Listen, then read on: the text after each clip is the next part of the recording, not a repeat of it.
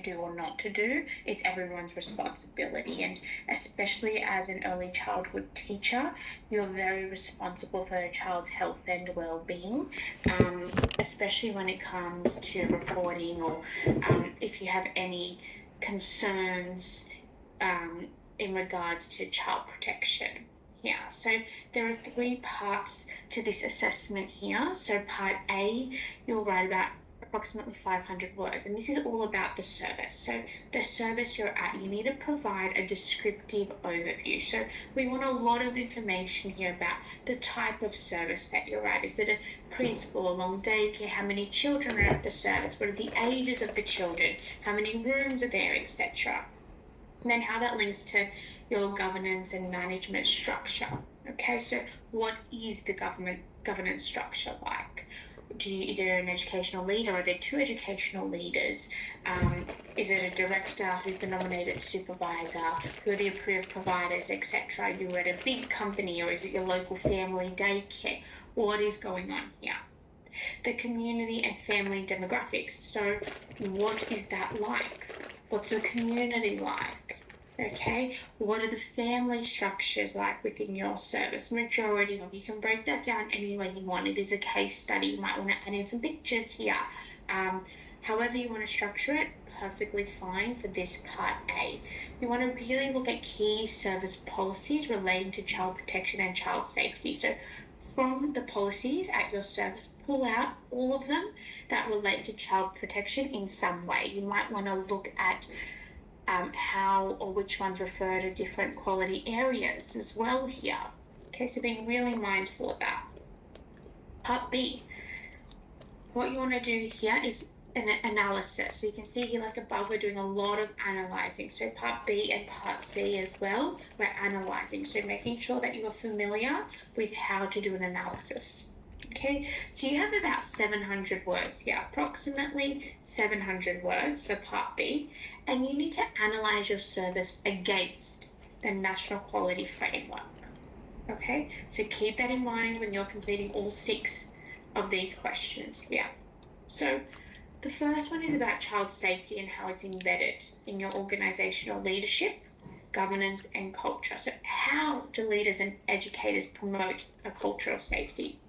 Well, policies and behaviours determine this. So you can either refer back to part A when you're looking at the policies. You can list them. Okay, but you need to explain, and behaviours demonstrate this. We want some examples here.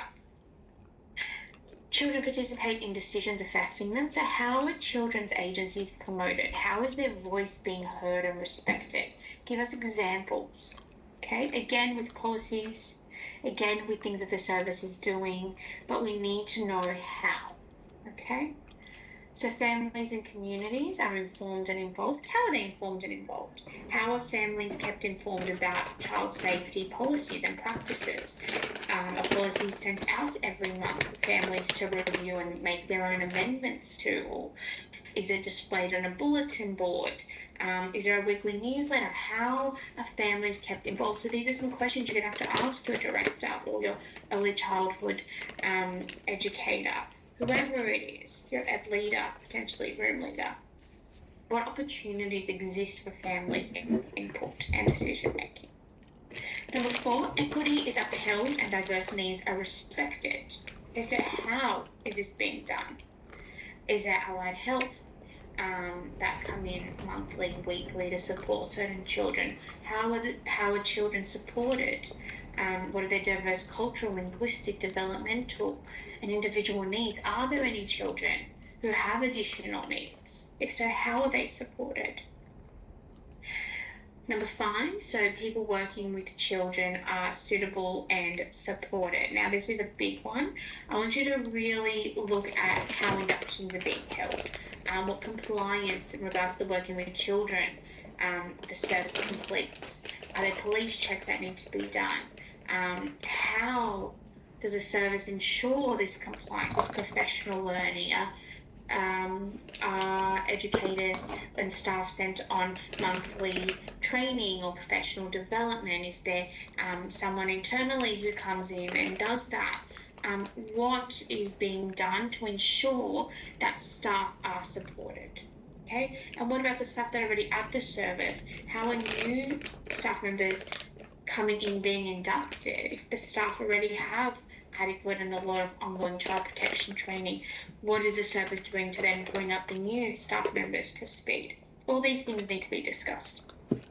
And then processes to respond to complaints and concerns are child focused. So what systems exist for reporting concerns, allegations or breaches of policy?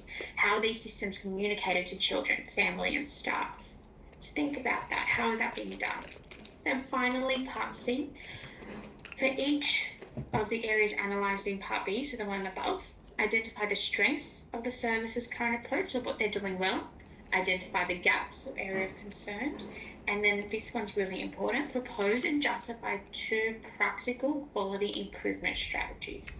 So you would have already discussed a lot of that at the top, but really in depth, 2 practical quality improvement strategies to strengthen compliance and practice. So you might want to refer to policies, national quality standards, the NQF, the regulations, national law, all of that should be mentioned here. And like always, please ensure that you are referring back to your rubric. If you do have any further questions, please ensure that you reach out to your academic